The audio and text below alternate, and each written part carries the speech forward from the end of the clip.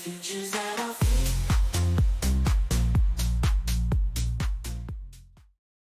Well, hello everybody, and welcome to another episode of the Edufuturists podcast. We are loving being back in the studio and recording with great guests. We've got a guest that you can see on screen if you're here already that we're going to introduce in a little moment. We are in the throes of everything Uprising and Roadshow and all the other bits that go with it. The shortlist went out and the voting has gone a little bit crazy. We're in the multiple thousands of people who have voted across our wonderful award shortlist for our event on the 25th of June in Liverpool. If you've not booked your hotel yet, just to mention, the Foo Fighters and Bruce Springsteen are on that same weekend in Liverpool. We didn't do it on purpose. We were booked first. They've then joined in. So get your hotels quickly, a sleeping bag, a tent somewhere. Make sure you're there, and it's going to be an incredible night. But yeah, the voting's gone out, and people are. It's lovely to see everything that's happening online, and it's. Yeah, always a nice one to have the challenges of so many people want to come, just the logistics of hotels and everything else to go with it. But it's always nice to see the social media. I think we do a great job. When I say we, Ben does a great job in terms of the social media promotion of all of those kind of things. But actually, the promotion of the community supporting each other when they get nominated and are shortlisted is always probably one of my favourite times of the year, where we do nothing, just sit back apart from liking and retweeting and commenting on. People are just like, it always amazes when people go, oh my God, this is a pinch me moment. I'm like, this isn't just an awards that me and Ben and we just set up because we wanted to champion back. How did this become this thing? And I'm sure, Iain, in the great work that you do, sometimes you just go back and go, yeah, people view it very different to what we view ourselves often, which is so interesting, isn't it? Though I suppose that means that no ego is attached to anything, which is always a good thing, because it's always, it just amazes me how it continues to go from where it is to where it is to where it is. And there's been some wonderful posting, wonderful outpouring of kindness towards us, which is always a nice testament of who you are as people when people give kindness back to you. Yeah, brilliant. Rather than just, it's just about the Edufuturists and they use it in their brand amplification. Actually, it's kindness to each other, which is just a wonderful space to be in, isn't it? And I think we always want to try and keep that. For sure. And I think there's going to be an interesting link into the guest when we introduce Iain in a little bit. You might have just heard his tones a moment ago. Our guest for today. If you're watching this, you're thinking, how patient is he being? 2 minutes and 37 seconds of not actually saying anything. But we are really grateful and pleased and privileged to be joined by Dr. Iain MacRitchie today. And I'll let him tell a little bit about himself. But the reason why the segue I think is important, this idea of mentoring and relationships and all the other bits that go with it, in the fact that, and this is where the segue is, it's not about the mentor, it's about how they draw out the stuff in the others. So let's dive into it. But before we get into diving around that, Iain, please tell us a little bit about you, your background, and maybe if it's relevant, your own experience of education. Yeah, no problem. I mean, I guess for me, it was a story of two halves. I'll use a football theme actually running through this, because I did have a professional contract when I was a teenager, actually. That's my single claim to fame. But story of two halves. First half, business career. And the common denominator was I was interested in just making sure companies were not kind of defined by their circumstances, but by what they could do, by their potential. And that was the first half. But I was always putting a bit of recycling some of my gains back into kind of community work. And that, I guess, is family, DNA, all the kind of things. But it crossed over for me when I got asked to go in and sort out some care homes, which, personal point of view, I don't think should be a business, but it was. And I had 90 children's homes, 5 schools, various other kind of special schools, a foster agency. And it was really that experience that flipped me from looking at corporates to make sure they weren't defined by their circumstances to young people, because they are, they're currently defined by it. So that's the backstory of what I'm currently doing. So last 25 years has been focused on education as the way to make sure young people aren't defined by their circumstances. I'm going to jump straight off on tangent. Me and Ben discuss this all the time in regards to, and there's going to be some drilling. I'm going to just bear with me, and this is the only question there. But it's just in terms of actually operationally, it's so much more difficult that me and Ben are both conceptual. We'll drive things forward. Ben probably is more of a little chunker. Not how he looks, everybody, that's watching in. But ultimately, the ability for us to go, this is a great idea. Friend. No, I'm saying it isn't, Ben. Did I split you up? I mean, is that part of my job? But ultimately, that ability operationally to move things forward rather than from concept and idea to actually just break it down into little chunks and make sure that the milestones are achieved is, and I know that you talked about in business to young, what does that look like and how is that different? Because often in education, people do not like to be viewed like they are operations in a business. I know with Multi-Academy Trust they are, but ultimately they are a business. And if you get the operations right, it does really start to function well as an organisation. No business really would continue to perform if it is a loss-making mark. But Yeah. actually, that is the state for a lot of education across sector, isn't it? Yeah. What you've gone, Steve, is to the absolute heart of what I'm sitting in the middle of, because you've got two alien disciplines. If I contrast it, and I'll answer to the question, but you've got two alien disciplines that I think work as a blend, but they have to blend. So you've got a business that's disciplined, that's process driven, that's got to be consistent. And then you've got individuals. They need relationships in which they can trust. They need that kind of compassion, passion. Those two things often do not fit together, in my view, and that'll be a fascinating debate in itself. But if I give you the context and I'll answer the question, my business career, as much as it involved three things. I'm into everything's in threes. So I was going into business. I've been chief exec 20 times. I've advised about 100, around the world. So I can kind of put up the CV. But this is, it's just that's about past, not future. But the three things of the common denominator is you had to get a real grip of what was actually happening. And the only people that knew that were the people on the front line. Management didn't. Certainly senior management didn't. And I had businesses from 50 people to 5,000. So a good variety. So get a grip of what's actually happening. But then go into the future of what could this business be? What's the potential of it? What is its DNA? What has it been good at? Because the great news about, from a business point of view, is every business, if it's survived, it's been successful at some point in time. So it's going back to that. So you've got a reality, you've then got an imagination of what it could be, a business plan. The fun part for me is the bit in between the two. The steps to go from where you are to where you could be. Now, if you lift that out of business, just take the word business out of it and think about a young person's development, it's exactly the same thing. Where are they at? What could they be? What's their talent? What's their potential? And then the steps in between the two. That's what I got absolutely driven by is why we got some really good people in systems like education, some phenomenally talented people.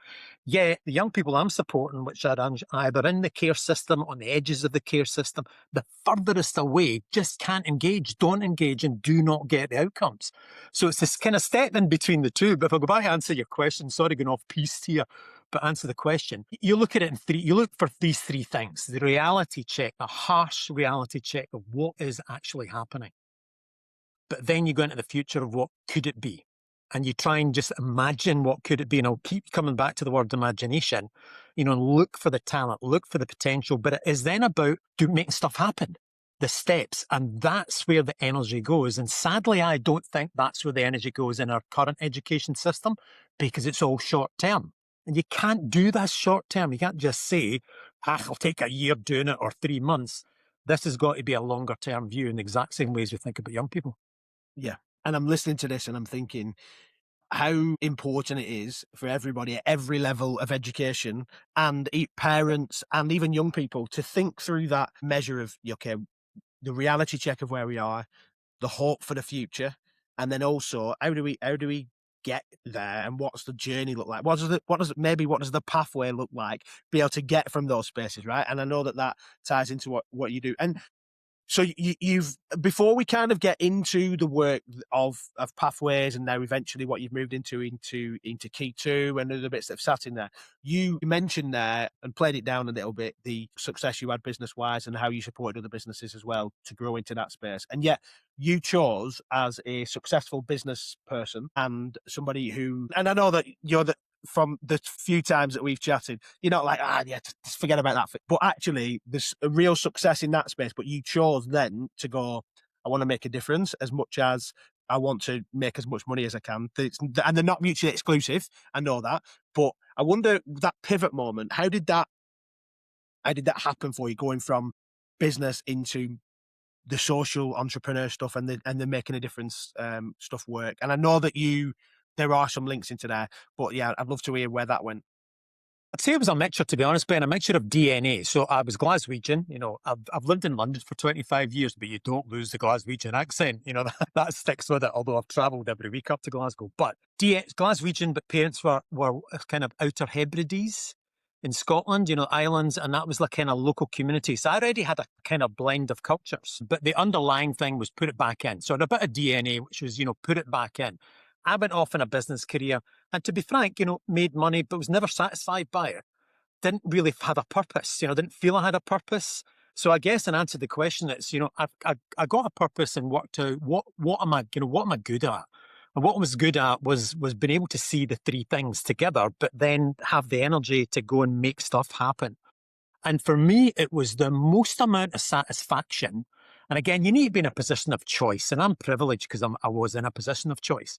But for me, the maximum satisfaction is seeing someone realize their potential and you've maybe just helped that along the way. I mean, my best accolade, no question, my best success, and I'll put it down in one particular example, is, a young woman that I mentored, and we'll come back to mentoring, that's gone from, living in a homeless unit to currently a doctor in the NHS. Now, that journey is incredible. The story is incredible. But all she remembers of what I did was turn up. I was just there. He doesn't remember anything of what I said. That used to freak me out to go, for goodness sake, I must have given really good advice, Nah. And for me, that completely flipped. There was a series of probably evolutions, Ben. Success in business, you got the accolade, you get the position, but you're not satisfied by it. You're continually looking. And for me, I loved the challenge and wanted to put it back in. So found my purpose. And it was triggered by that care experience, or that experience of the care sector. It was triggered by it. And once I got into that, I thought, absolutely, all the skills that I've accumulated up and the contacts in business do not apply to the care sector, but some of the disciplines do. I mean, if you can combine that kind of process with passion, then you can kind of make a difference. So that set a journey. But let me just be very clear. The only thing I'm good at is failure. I am world class at failure. I absolutely know what doesn't work. I'm drenched in it. I can tell you everything about what doesn't work, and then I maybe a little seed of what could and should, and how it should change the education system. Because ultimately, that's what I hope by the time I depart the planet to somewhere better. I hope that there's enough evidence and legacy of actually, it's relationships that matter. It's not about what we chuck out. It's about what the person receives. Ben, you might have to come in if we start drilling again. But Iain, what's really fascinating there is that ability to allow failure. That black box thinking, Joe, if you've read the book by Matthew Sayed, is really significant for me in regards to ultimately the ability, like they're no longer black boxes, the irony, but they're two orange boxes, one on the flight deck, one underneath the plane, that always picks up every bit of data, every conversation, anonymizes it, and then any other pilot, anybody that is involved in the aviation industry can look at that and go, how can we learn from any failure? The only reason why we're so safe in the air is because we have been unsafe at previous times. If you take that to education and healthcare, the problem is there's a blame culture often, and there's a real mechanism of something goes wrong, and they are less likely to own up and share the mistakes because there'll be a blame and a criticism. Actually, what I've just heard from you is the ability to, you must have done some things right, but that openness as a leader to go, you know what? Well, I have prototyped and I've learned from all of these different things. The reason why you are successful and why people are successful is they have learned, not just hidden, they've learned from errors and mistakes that they've made.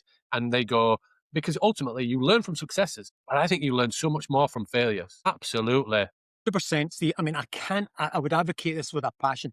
I'd push back a little bit and say, I don't think you learn the right things from success. I think you learn the right things from failure. Because what you get learning from success is you begin to think it's about you. And it's not about, there's almost like a default of ego related to success. Whereas failure, ego stripped. And you're forced to look at actually what did happen. So the irony is failure, and your black box analogy is brilliant. Failure is the only place to truly learn. But our society, our systems, our institutions have zero acceptance of failure. And I mean zero. It's called shame, even being associated with failure. Now, I'm in a privileged position. That's why I'm super keen to scale this to, what we're doing to reach 250,000 young people, not just the kind of 6, 7, 8,000 that we support at the moment. Because I want to try and prove the point. Because, at the end of the day, I'm a volunteer. So fire me. I'm still going to bounce back. Thankfully, I don't need to work. So I don't need to be, I will be held to account, but I'm not. Failure's fine. I'm used to it. I'll live with it, because the most important thing is just to make the change. Because the irony is, when you make the change through failure, you'll be amazed. I've got thousands of stories. I should write a book, actually, of people that have rejected what I've said, slagged it off. But then further down the track, when it succeeded, they've piled back in and said they were right all the time. I don't care. It's just like, get it to the point of acceptance. But our systems do not accept it. And I feel for schools, because they're getting it from every end. There's, in fact, I don't think there's any encouragement in a school. In fact, there's no encouragement. I can't see it. I just can't see it. It's not a profession that it should be held in high esteem, but it's a profession that just gets battered by every person, whether it's government. And that's really interesting. We just had a recent webinar, actually, with representatives from unions and professional organisations thinking about like the role of the teacher. And one of the guests on the panel was Amy Tinkler, who's the president of the Chartered College of Teaching. And that's exactly how she broached it. She just said, the Chartered College, when you get your the phrase that really stuck with me, when you get your Chartered Accountancy status, like that's a celebration moment. It's like you've gone from being an accountant to being a chartered accountant. You're recognised. You're a professional. This is who you are. And then teachers are professionals. They've got a qualified teacher status. They hold that level, and yet everybody thinks they know how to teach. Everybody knows how to rule schools. Everybody, and I listed the other day the changes that have happened in the last 12 months, and there were more than 15 major shifts. New Ofsted framework, curriculum assessment review, SEND white paper, new funding, FE this, IT PIP, AI in education. You're like, bang, bang, bang, bang, bang. And you're going, you're right, they're hammered at every level. And we love teachers. We obviously both used to be teachers. And I still introduce myself as a teacher often the time. I'm a teacher by trade is usually how we start it. And my parents were teachers, and we do obviously try and make a lot of work in this education community. And I know that you and the work that you've done have tried to support the work of educators, but also realising that the formal teacher is not the only person that can make a difference in a young person's life, and especially the kind of care experience youngsters that you've worked with for many, many years often need something other than an authoritarian educator, and their experience of schools, it might be a little bit different. And you've built this, and you're involved heavily in building this relationship-based mentoring. And I think this would be a really good place now to kind of talk about that, how you built that trusted adult model, and how that kind of supports the education space. Yeah, I'll give maybe hopefully not controversial, but you can push back. But I'll give you my failure journey, and in the process that arrived at what succeeds. And it was, it was that kind of care setting and the care in the care system is placement. It's, it's all professional language. But at the end of the day, when I get involved in that one, it was a case of what can we do to better the outcomes for the young people? Because when they leave care, it's an industrial machine for not an education, employment, or training. For homelessness, it's an incredible process that produces, human disaster, for the want of a better description. So for us back in the day, this is 20 years ago, it was a case of what could we do? Process of elimination. Couldn't do anything in the community. It was too fragmented. Couldn't do anything but young person's past, because nobody wants to pay for therapy. Nobody wants to pay for the kind of real mental health stuff. Could do something about the future. That's where the focus, and therefore it was all about education. So we changed the weighting of that organisation to be less about beds, more about school settings, and then school settings, individual young people we couldn't get out to, a group because they were too damaged. We gave them one-to-one. So that was a process that started, from failure and began to see some seeds of success, but it wasn't quite enough. And I'm going to use the word bridge, and I'll keep coming back to bridge. We need to bridge young people to be able to learn. And that's what I think everyone misses, from policy to practice. And I'll bring to life what I mean by that. So I'm looking at that kind of care experience setting. Some people were succeeding, but still the outcomes weren't strong enough. And almost by randomness, was in a class In fact, it was Warrington in a class, one of the so-called special schools, hate that word. And it was one that was an absolute chaos and one that was calm. And the difference was the one that was calm was the person who had a relationship with those and put the time and energy into building a relationship. And it's like, whoa, wait a minute, is that it? And I went back up to Glasgow because I do, felt as if that was the city of my birth. I owe it. Back up there to establish this, to say all we need to do is give that young person a relationship which they can trust. I never called it a mentor at that point. Could we give the teachers the capacity, or could we, do it with teaching assistants? And tried it in one school for 5 years, and it was transformational. I mean, I'll give you one stat, guys, and it still stands the test today. If you're in the care system, you've got about a 50-50 chance whether you're going to leave school to go to college, university, or employment, right? 50-50 chance. In my first school in the East End of Glasgow, it was 31% were progressing to university, college, and employment. And again, through no fault of teachers in the school. After 5 years, we had 76% were going to university, college, or employment. My independent 3-year analysis in Glasgow, and it's independently assessed, it's 81.6% was the 3-year average going to university, college, employment. 50-50 starting position. And all the attainment that underpinned that, as I'm sure we'll come back to. What was the difference? Because people were like, what on earth is going on? How are you doing that? All we were doing was bridging the young people to get the best out of the education setting with a trusted adult, with somebody that we matched, a relationship in which they could trust. We then called it a mentor because, there was no word that we could really kind of associate with it. And that, for me, is what the answer to a lot of what we are doing. We don't ever teach anyone. We just give them someone to talk to, a relationship. As soon as I worked that out, Ben and Steve, as soon as you see the stats and you go, wait a minute, how do you change a system? Well, you've got to start with stats, but the stories are what we really, value. The other thing that I then saw was not just the impact on the young people, but the mentors were getting as much, if not more, out of it. I thought, this can scale. This can absolutely go across, the country. This is not, and that's what I tried to do with the team organically, and eventually get Scottish Government to advocate for it across every secondary school in Scotland, and then opened up southeast of England. We're currently northeast, but it's, incrementally too slow.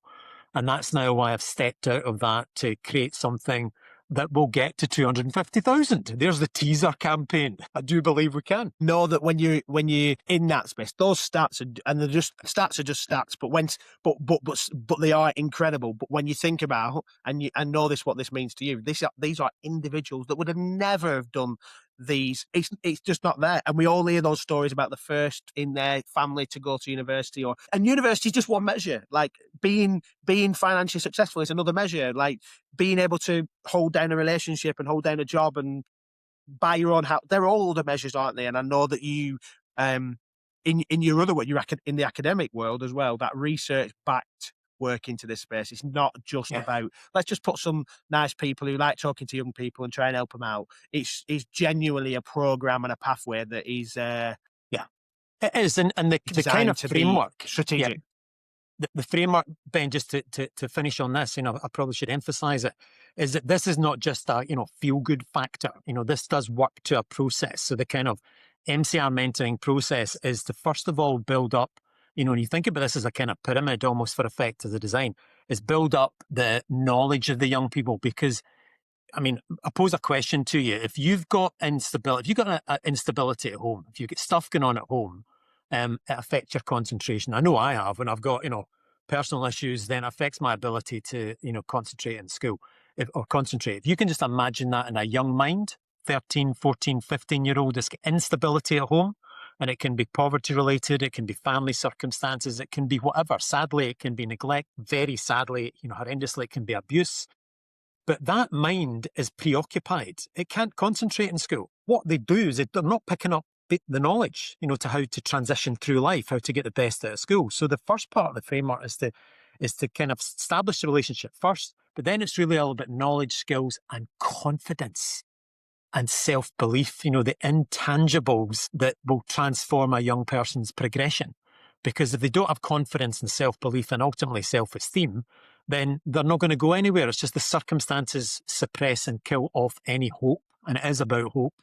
So it does work to a process, actually. But the most important thing, first and foremost, we say to mentors is shut up, listen, actively listen. And the mentors get freaked out by this because our version of mentoring is the reverse of what people think. Do not give advice in the first instance.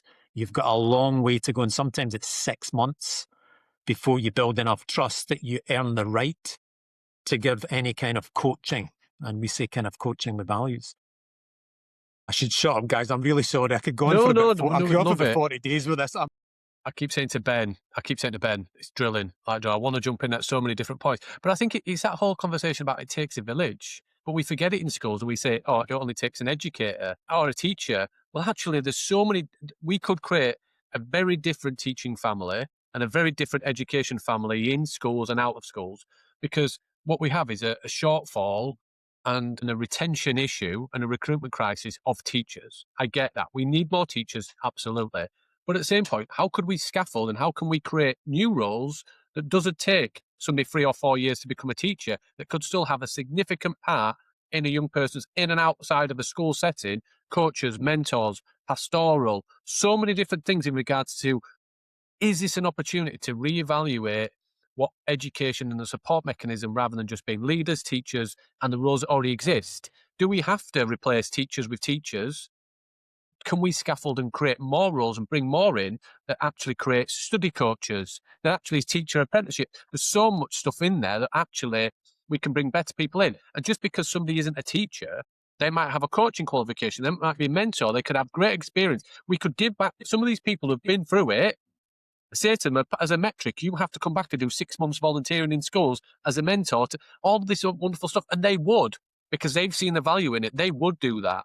And I think this is the thing where we are missing a trick if we just think we only need more teachers. We do, but we also need a broader horizon of who supports people in and out of school that can make a difference. 100%, Steve. I mean, I think you've nailed the thing completely on the head, because if I look at failure and success, look at the difference. And also I think we need to, recognize the fact of what's happening with young people. The 21% persistently, absent. I look at the hardcore that are, severely absent. So you've got multiple things that I don't think policymakers and schools, and we can't expect them to solve all this. So we've got young people that are more disengaged. We've got absolutely more evidence of neurodiversity, which means a variety of individual needs rather than a system just isn't catering. One system can't cater for that. A teacher cannot do that in a class of 30. So we have to look at exactly that. It takes a village. But actually, people think, oh, that's too complicated. It's not. You bring in volunteer-based mentors. I've been, privileged in the position to have recruited some. I've not even added up. It's over 20,000 mentors, right, over the piece. So this isn't like a small number of people that want to do good. I actually believe there's hundreds of thousands of people out there that would want to do this in a structured way that works for them, because again, we've fine-tuned that over effectively almost 20 years. So this concept of a village, we can deliver that. There are people who want to come in and in a model that MCR, for example, that weekly mentoring, give that young person the space, help build a relationship, connect them back in, give them a wee bit extra time to find out what they're good at, what they want to do, connect them back into that system of education, give teachers a chance. So one of our stats now in mentoring is our young people have got a higher attendance if they've got a mentor, because there's a reason to come back to school, there's a reason to come in. So again, this is not as complicated as people are making out, but there's not one size fits all. You know that as teachers, not one size fits all, but we can scale this. Our mentors are volunteers. So this is not even, the cost is in the structure of the program. It's not and that's the volunteer actually has an even more profound impact, because the young person, if you put that in their lens, they do eventually ask the question, what are you doing this for? Because they're so used to paid professionals. Soon as they know that person's turning up for no other reason than they care, that moment is almost like a transformational spiritual moment. I've seen it in front of my eyes so many times. They just go, what? Somebody cares. And for no other reason. Yeah, exactly. I mean, I've got so many transformational stories, guys, that it's just, this has got to get to 250,000, 500,000 young people. Simple as that. And then the rest will pile in and say, oh yeah, I knew this would work all along. Yeah, of course you will. After you've done all the hard yards of trying to get people, I'm happy to do that. yeah, and do you know what? Like, it's really refreshing to be having a conversation with somebody who just wants to make a difference and he's seeing that happening, and isn't just going, right, I'm going to throw some time, some money, some effort at it. We're going, okay, we've got a framework, we've got volunteers, we're explaining, we're doing the training, the other bits that go with it, and actually now you've. And I know you will get excited here about the newer stuff in terms of how to do this at scale, because one of the challenges is always going to be, yes, there's going to be loads of people that will be willing to do it and want to do it. And I think to myself, yeah, 100%, I'd be all over supporting young people as a mentor. And then you go, well, the practicalities of when does that look like? In fact, I'm actually doing that. I feel like I'm doing that already, but not doing it in a formal setting in lots of ways. But you have acknowledged that we can do it to an extent in person with real life human mentors, but also there is, to supplement that, and I'll let you to explain that. You've been spending a lot of time working around Key 2, and tell me if I've said that right, and other mentoring apps in that space. Please tell us a little bit about how that's working and what you're developing to support that.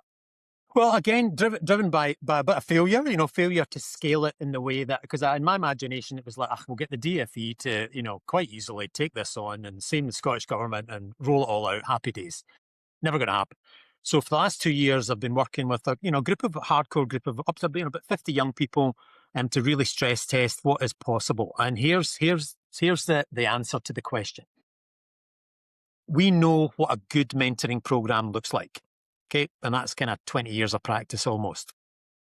What I've done, because I've got a software background actually back in the day, so I've done 2 software startups, and the fact that AI opened up some few things, so I've just taken what works, and we've developed a system that does all that back office stuff, a whole series of apps that the young people want, to help them re-engage in education, help them with their mental health and well-being, and basically I'm going to stick that in a box and give it to local communities, schools, multi-academy trusts, whoever wants to set up a mentoring program. This is the vision for it. Whoever wants to set up a mentoring program is going to get it.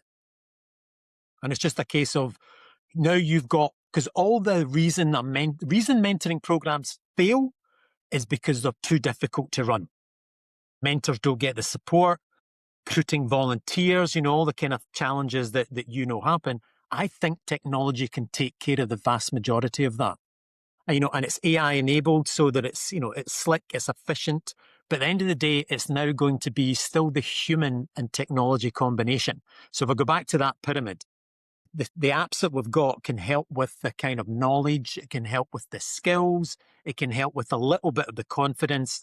But that's where the mentor then comes in to really give the confidence, the self-belief, the self-esteem that I think will never be produced by a machine, can only be from a human connection. So I'm just taking really everything we've done over the last 20 years and putting into a bit of, go back to the black box analogy, Steve. I'm just putting it in a black box and saying, right, you can have one. And I'll also give you the skills in which you can set up the program, recruit the volunteers, and make this work around the country. It's so interesting that all of these conversations are going in circles with the work that Ben does, the work that we love, and it's just that whole thing of AI will work in collaboration, the ability for artificial intelligence to take the transactional work, the thing that it is better at, that never sleeps, but it doesn't have the emotions. We can talk about AI as your friend and all that. They're getting it wrong and it should be nowhere near that.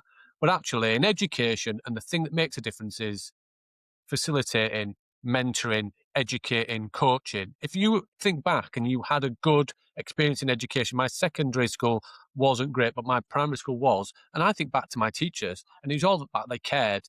They showed great human intelligence because probably back then in the 80s they could.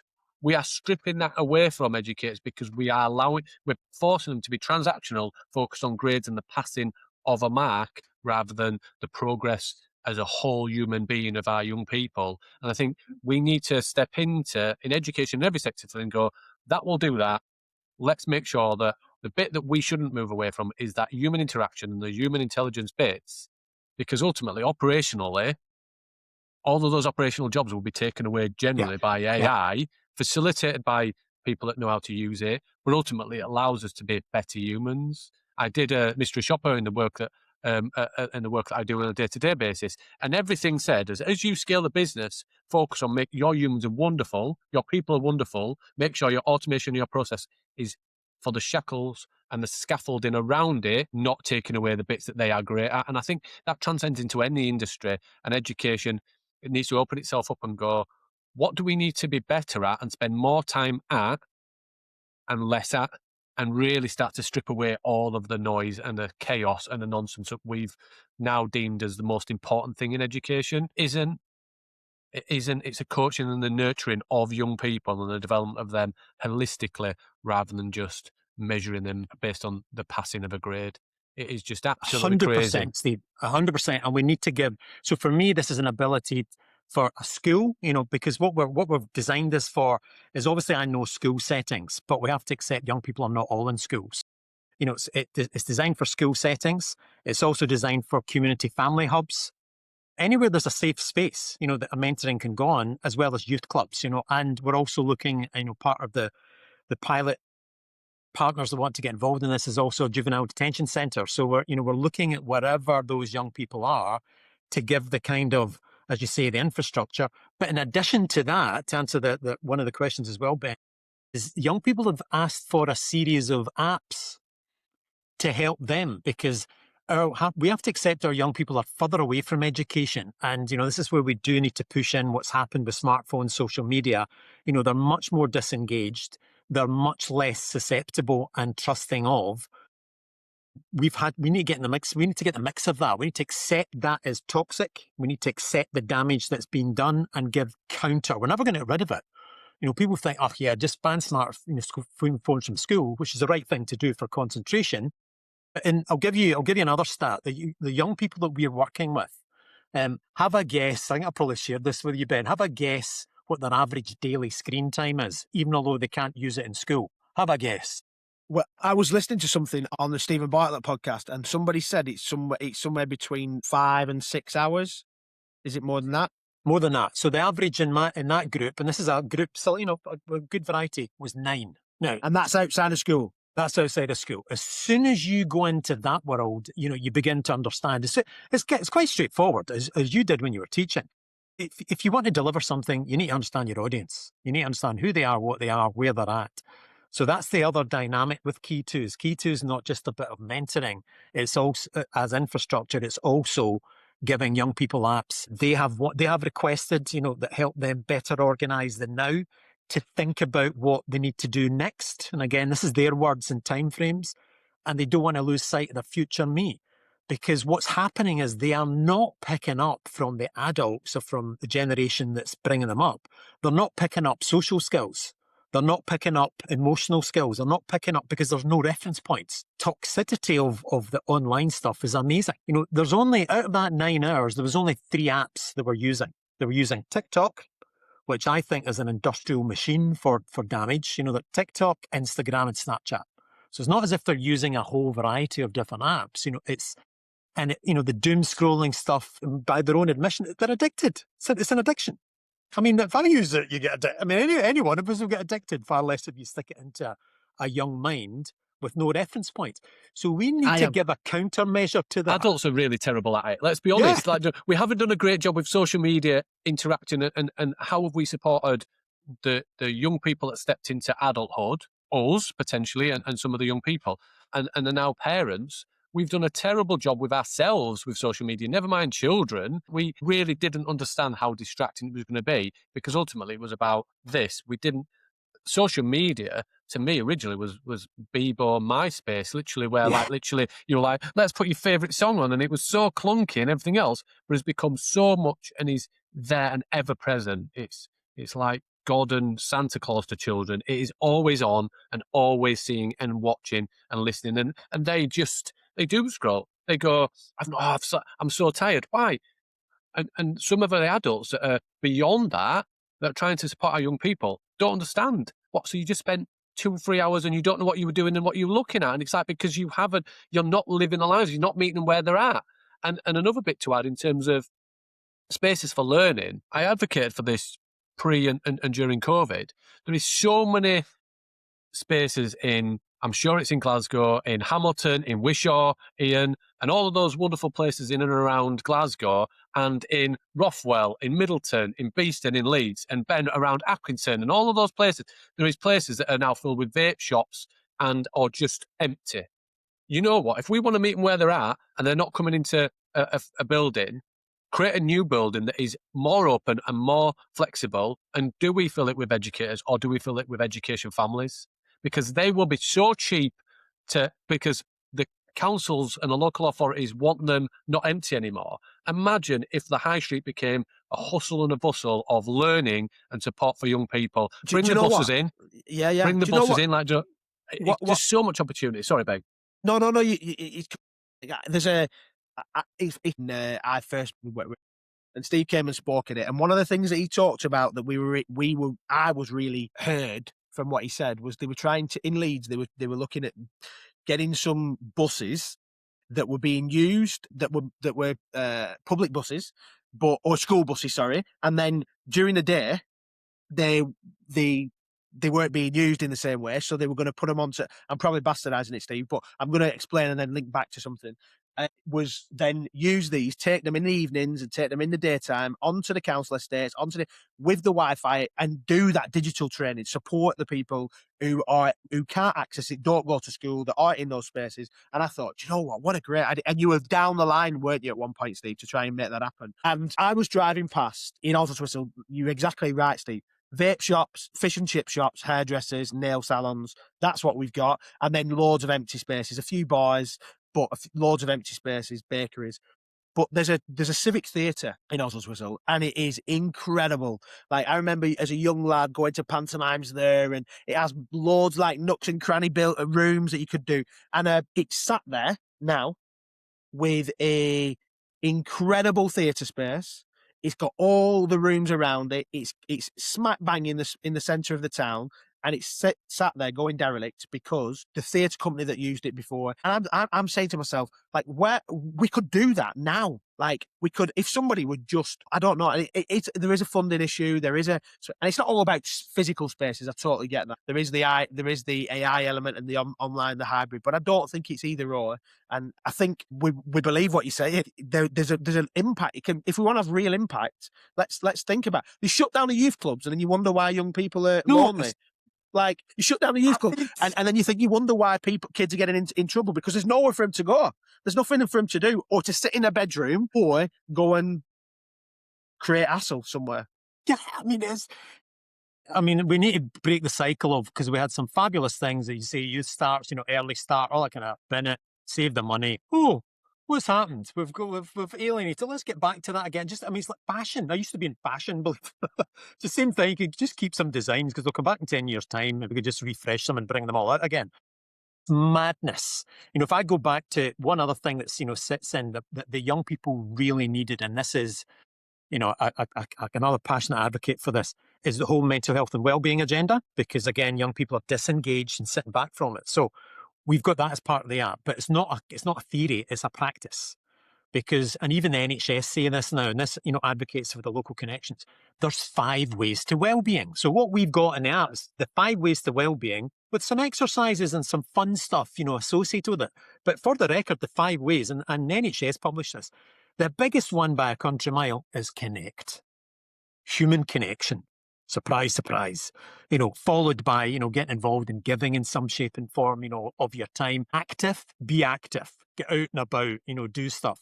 Continue to learn. And then obviously the kind of mindfulness one of being aware of your environment, all that kind of stuff. So we get exercises. But the biggest one by far is connection. It's just relationships, human connection. There's empty, that's the irony. We've got empty spaces, as you say. We've got a profound thing that happens when we get people together in a sense of community. That, for me, is they go back to, it takes a village to raise a child.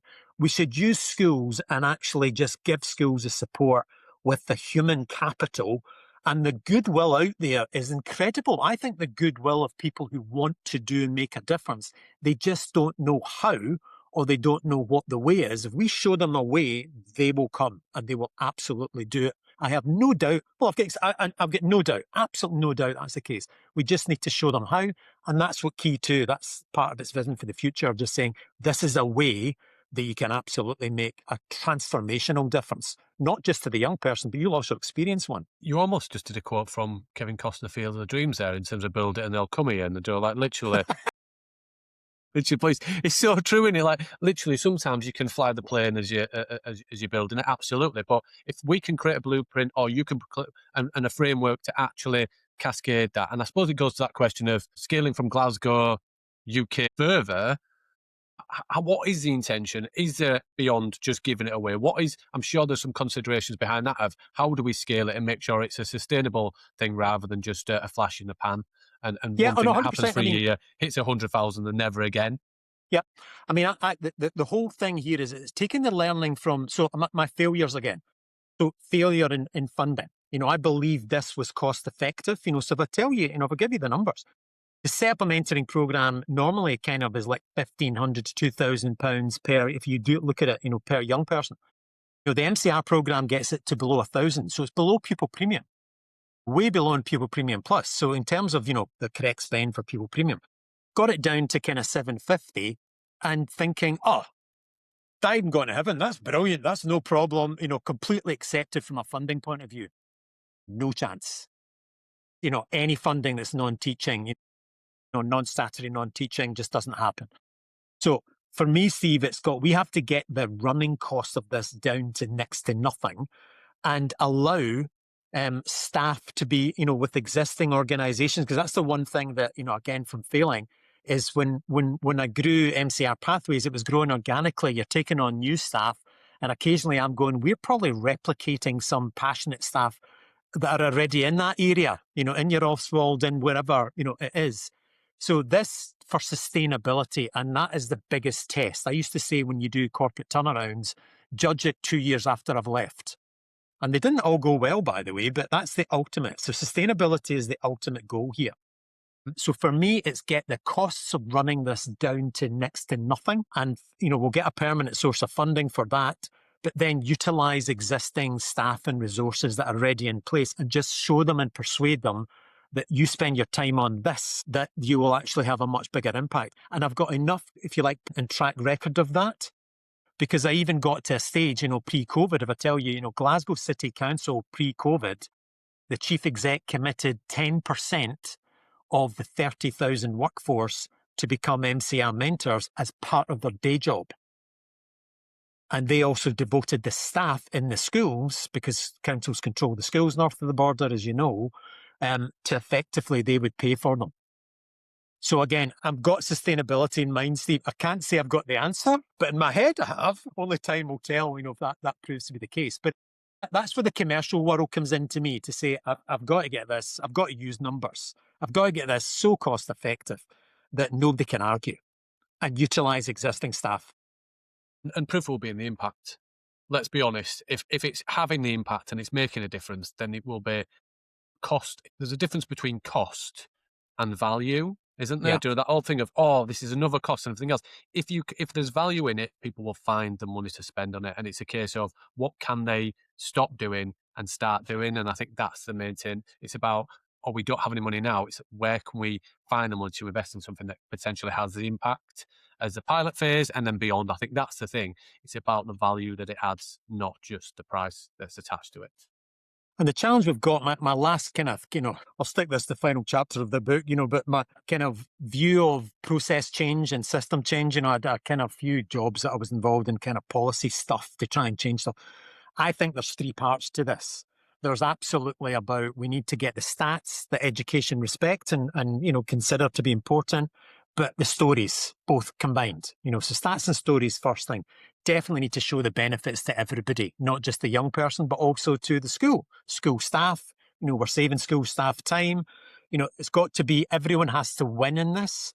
And then thirdly, for me, is the system's got to own it, because it can't be owned by a third party. And that's why, for me, this is give it away. It's got, and I think if we can satisfy all those three things, so at the end of the day, once I'm well off this planet, pop my clogs, they wouldn't remember anything other than, actually, this is just part of the system. This is the part, our schools are a village, and that's how we support and grow our young people. I know we've got these tools. What are they again? Key to, it's like whatever that is, that works. We just use it. So it's just exactly like your black box, Steve. It just sits there and it does a job. Yeah, amazing. And I think Steve would say, we could talk all night. And you actually mentioned that earlier. We could talk all night. I know, I'm sorry. So we've made Kevin Costner references. Now we're talking about Chris Rea driving, talking all night. Oh, I don't know if we can mention him. God rest his soul, rest in peace. Driving home for Christmas. Oh, he was driving home for Christmas. Who was drive all night? I don't know who that was. Roy Orbison. Roy Orbison. Roy Orbison covered by Celine Dion. I drove all night. Roy Orbison's an absolute legend. Yeah. Ian's come doing all blacks. Absolutely love it. Wow, I feel like I've just set up Steve for his musical genre question. But we definitely could talk for ages, couldn't we? Absolutely. But what we always finish our podcast with is 3 quick fire questions, and we haven't shared these with you. So unless you've been listening and you know what they are, we haven't changed them up for a little bit. So I'll ask the first one, Steve will ask one, then I'll ask one, and it's just like where you're at. So if schools would judge like restaurants, the first one, if schools would judge like restaurants by how much customers actually enjoyed the experience, what do you think would change overnight? What would change? Well, I think they'll get a 3 just now, and as soon as they understand that they need relationships, they put on mentors. Simple as that. Love it. So what's the most dangerous myth that educators tell themselves to avoid real change? It's all about the teaching. Love it.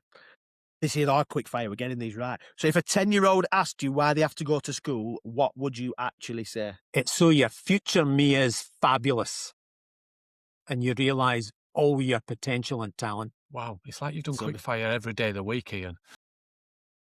People waffle. Love it. It has been a wonderful conversation to immerse ourselves in. Every now and again we get somebody and I'm just like, oh, this is wonderful. It just makes my heart sing that we have people in and around and supporting education. And you know what? I'm just going to call it out. There are so many people in this world that are making a vast amount of money and have made a vast amount of money, and they are criticised because they're doing the wrong thing to be the first billionaire or trillionaire. But it's really nice to see that people like yourselves and so many people exist that actually, yes, have done that, but at the same point, have a heart, doing it with kindness and make a difference. So we really value people like yourselves, Ian, that are then saying, you know what, because without that, you wouldn't be able to be a volunteer.